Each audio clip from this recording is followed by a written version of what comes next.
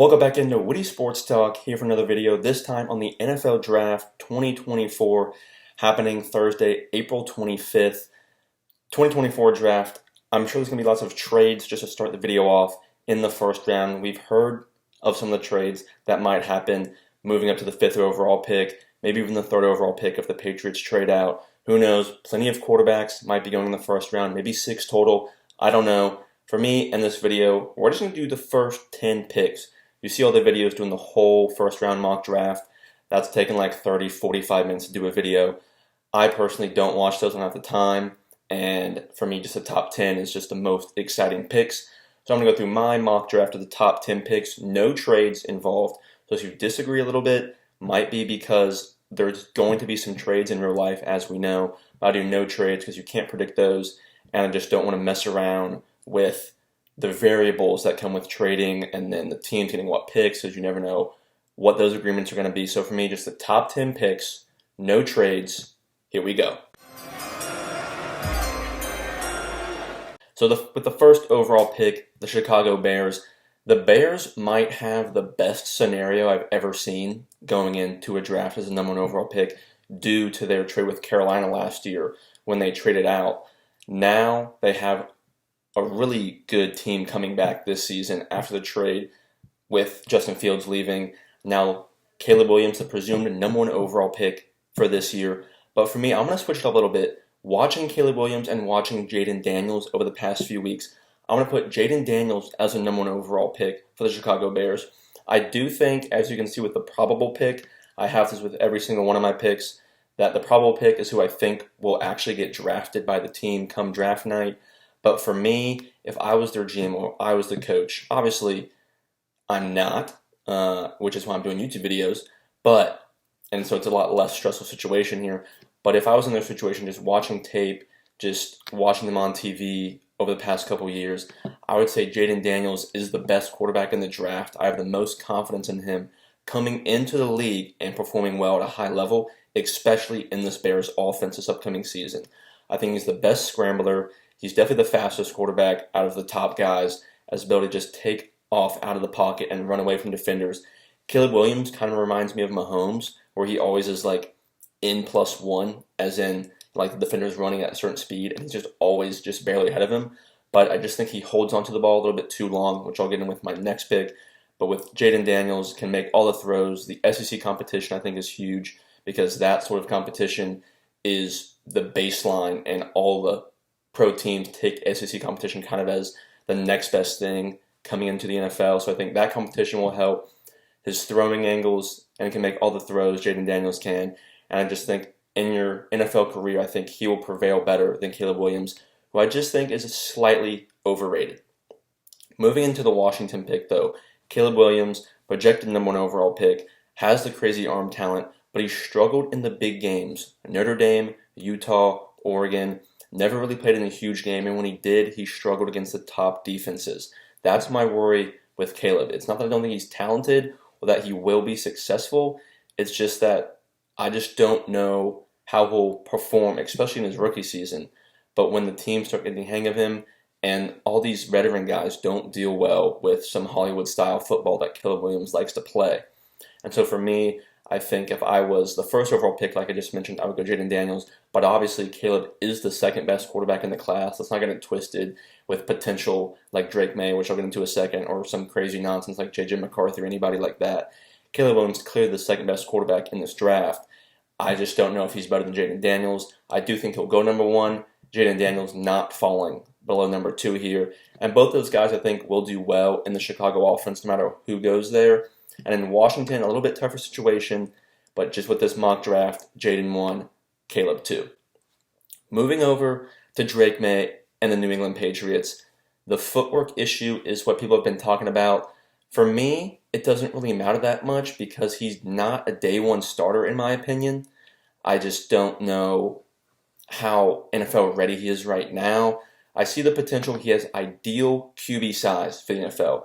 Big guy, tall, continue to make all the throws down the field, huge arm.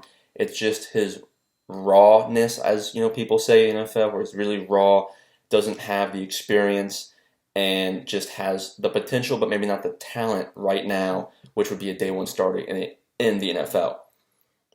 He's also been kind of up and down the last 2 seasons. 2 seasons ago, I swear he would have been one of the top picks. And then this season, he obviously still will be. But I think his 2022 season, leading into 2023 for college, was a lot better than last season, although he still put up some like 75%, 80% of the team's total offense, which is ridiculous, no matter what team you're playing for, and especially at Carolina, where they weren't one of the best teams in the nation. But they still were one of the better teams in the ACC, and I think as long as he's given the chance to progress and meet his potential, I think he'll be okay. If the pressure and the expectations are for him to come in and start day one, I think that's where there could be an issue with Drake May, especially in New England, where that team is just not ready to win yet. The number 4 overall pick, the Arizona Cardinals, I'm going to go with Marvin Harrison Jr. He might be the best overall player in the draft. The wide receiver from Ohio State has been high on draft boards the last 2 seasons. He came back last year at Ohio State, had another great year, always performs in the big games, consistent every year, a great route runner and good hands. Hardly ever see him drop a pass, and he's always dicing up defenses with his route running. Maserati Marv is what he was, referred to by Joel Klatt and Gus Johnson on some of the Fox Sports, games when he was playing at Ohio State.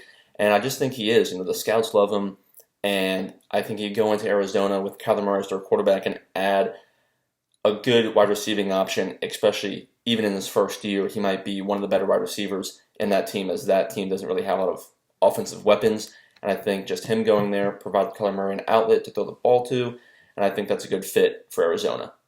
The number 5 overall pick with the Chargers, I'm going to go Brock Bowers, although there's likely a trade we've seen for the past couple of weeks. The Vikings, Raiders, Broncos, they want to trade up into this pick. I just don't see any other quarterbacks being top 5 quality. The name that's been thrown around is J.J. McCarthy. I don't think J.J. McCarthy is that good, to be honest. You'll see my mock draft at the end where I do all 32 teams. That I have him in the first round because I know he's going to go in the first round, but a top 5 pick for J.J. McCarthy is extremely high. I said Caleb Williams might be slightly overrated. I think J.J. McCarthy is very overrated. Back to the Chargers, though. If they stay at this pick, Brock Bowers would be great. Justin Herbert, getting the overall package with Bowers as an elite player, run blocker, pass blocker, can do it all. You saw him get some handoffs at Georgia. I went to Georgia, so I got to see him firsthand. Maybe I'm slightly biased here. I'm trying not to be, but just as an overall prospect, especially from the tight end position, he's the best ever. And then from this draft class, he's one of the best players in the draft for sure. Moving to number 6, the New York Giants. Malik Neighbors, I have as the second wide receiver off the board. Very athletic. Some people even think he might be the best wide receiver in the draft, just from his explosiveness and how successful he was this past season. He came on strong, big playability. The New York Giants need some explosive players down the field, especially with Saquon Barkley now gone. The explosiveness on their offense is lacking. I think Malik Neighbors could add that, and I think Daniel Jones, if he can succeed, and I don't know if he can because the Giants haven't really set him up to succeed, but a player like Neighbors to throw the ball to, dump it down, he can take it to the house from a screen, or he can throw it to the ball 60 yards down the field. He can catch it. Malik Neighbors, I think, would be good for the Giants, and hopefully maybe give him something to cheer about from the wide receiver position, not since Odell Beckham Jr. has been there. So Neighbors, the second best wide receiver for sure. Maybe could go higher. I could see him going to the Cardinals, and the Cardinals taking Marvin Harrison Jr., but for now, just a safe pick, safe way to do it. Malik Neighbors, clearly the second best wide receiver in the draft, if not the best, and I think the Giants take him with the 6th overall pick. Now to the Tennessee Titans at 7, Joe Alt. Offensive linemen, I really don't like taking the top 10, although they usually come out pretty well. But being a Jaguars fan, we used to always have a top 10 pick, and when we would take offensive linemen, I just didn't like it. It's not flashy. It's not exciting. The fan base doesn't really get excited about it. But a new coach in Tennessee, they fixed their wide receivers in free agency. They took Calvin Ridley from the Jags and gave him a huge contract. So now they're looking for protection for Will Levis or whoever is going to be behind center there, because I'm not so sure Will Levis is the man for the job. But with a new coach, do a safe pick, re-energize, get some youth on that offensive line. And he's definitely the best offensive lineman in the draft. There's a few others that are going to get drafted in the first round, especially late in the first round. But Joe Alt, in the top 10, the first offensive lineman off the board. And I think it's a good pick for Tennessee. They're trying to make a run at the NFC, or at the AFC South, I should say, with the Jags, with the Titans, with the Colts not doing much, and then with the Houston Texans, who won the division. So the Titans trying to get back into the realm of things, trying to catch the Jags, trying to catch the Texans. And I think Joe Alt is a good starting spot, at least to secure one of those spots on the offensive line. Moving to the 8th overall pick, Dallas Turner to the Atlanta Falcons. Defensive pick, I think, with Raheem Morris coming in, is a for sure thing to happen. They got their quarterback in Kirk Cousins, paid him a boatload of money. We'll see how well that offense can do. They might need a couple more weapons on the offensive side of the ball, and that side of the ball really let them down. But I think that was just the quarterback play being so terrible last year. Now that Kirk Cousins come in, you're going to get a level playing field of quarterback play. Not spectacular, but definitely not terrible. And so with the median level of play, slightly above average that you get from Kirk Cousins, that might make the offense a little bit better. And so for Raheem Morris, Dallas Turner off the edge from Alabama, coming into the SEC, or coming from the SEC into the NFL, I just think he's NFL ready, best player defensively in the draft, and I think Atlanta takes him at the 8th overall spot. With the 9th overall pick, Rome Odunze to the Chicago Bears. Once again, the Bears adding more offensive production to their team.